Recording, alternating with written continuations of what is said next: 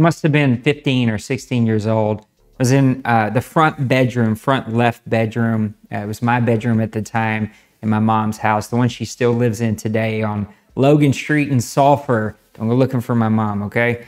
I was in the front bedroom and I had one of those old-time dressers, the real long, like wooden ones with the massive wooden mirror that sits right on top. And we had an interaction. I can't even tell you what the interaction was all about. I can't even tell you what got us to this moment. But I remember very specifically, she walked into my room and she stood at the door and she had me look in that mirror.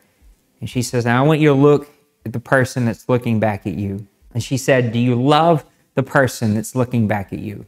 What do you think about that person? What do you feel about that person?" It was this powerful moment in my life that I've never forgotten about and probably have thought about many times since, about every time I brush my teeth or shave or whatever, I fix my hair, if I'm staring at myself in the mirror, I immediately thought back to that moment of being in that room with my mom.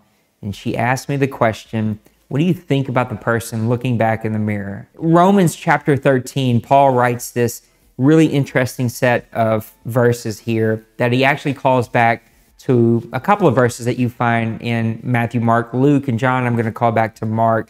But he says this, he says, "Owe no one anything except to love each other."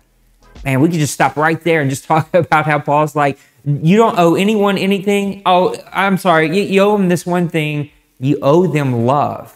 Like you owe the person next to you, the person across the street, the person in the gas station, in the grocery store, at the movie, in your cubicle, you owe those people love.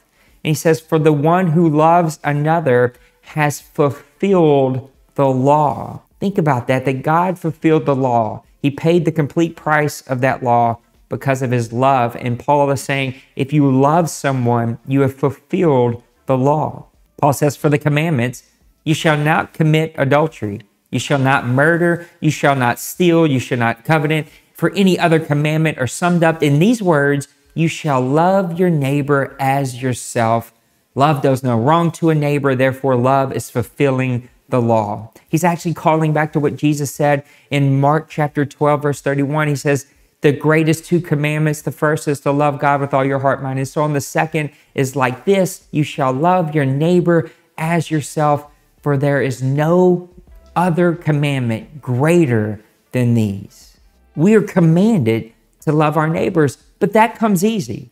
We are good about finding people that we love. We are good about doing nice things to others to show that we love. We are good about finding ways to love others. The problem is that others go home.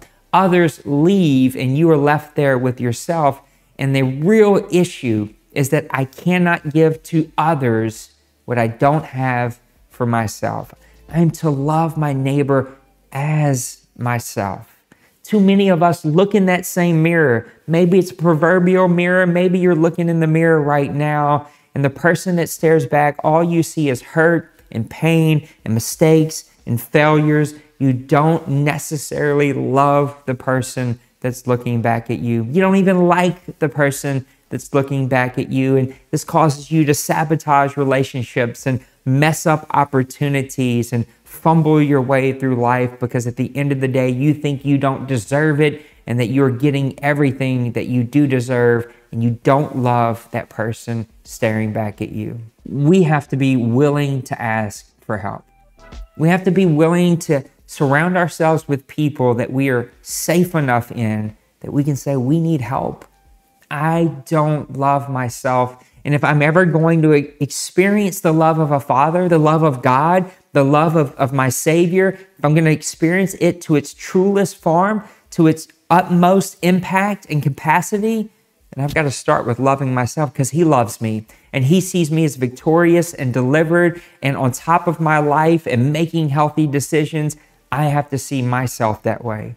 And sometimes that goes beyond just prayer. Sometimes that goes beyond just a pastor or a group of people that are praying for you. Those things are important, and those things do not supplement anything else. Those things are of utmost priority. But sometimes we need real help. Sometimes we need real counselors. We need to go sit with a real professional and open up our hearts and share what we're going through, process through those emotions, process through some of those past experiences, and in some form or fashion, find and experience the first steps of healing. You have to find the positive voices in your life. If you're not one of them, you have to surround yourself with positive influences, positive voices that see the positive things in your life. And sometimes we have to listen to those voices until we begin to say those things about ourselves. We have to protect what we allow in our minds. We can't just allow anything and everything to come and overflood our thought process. We stumble, we fall, we make mistakes, we make a wrong turn or an unhealthy choice, or sometimes we don't even make the wrong choice. We just don't make the best choice. And often we'll beat ourselves up and we'll think about it and we'll replay it in our head and we'll work out that scenario instead of just being. And often we just have to be. We have to protect ourselves from the influences that come into our mind. We have to kill the noise, and we have to allow ourselves to just be. Be with our decisions, be with our thoughts, really think more positively about myself, to listen to the voices that are being spoken that no one else can hear, and listen to what those voices are saying. Are those voices positive? Are they saying good things? Are they making good choices? Or are those things negative with a negative tone and a negative outlook? And if so, then I have to take steps to improving that. Part of my story is embracing who I am, embracing the power of the story that lays inside of me. And that all begins with loving myself, viewing myself the way that the Father views me. His word says that he that touches you touches the apple of my eye. I know that's an old statement. My grandmother used to say it to me. That's a powerful statement. It means that you are his world. You are his everything. If he had a refrigerator in heaven, your picture would be on the front of it. He believes in you.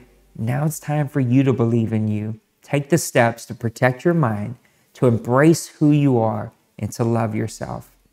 Join us these next few weeks as we continue to process through this series called Story, and we look at the power of our own personal stories and testimonies, but also the stories in the Bible that still apply to our lives today. What lessons can we glean from them, and how can we move forward into a deeper, more impactful relationship with Jesus Christ? Grab our app, Home Church 217, anywhere that you can download apps. Home Church 217 on all social media.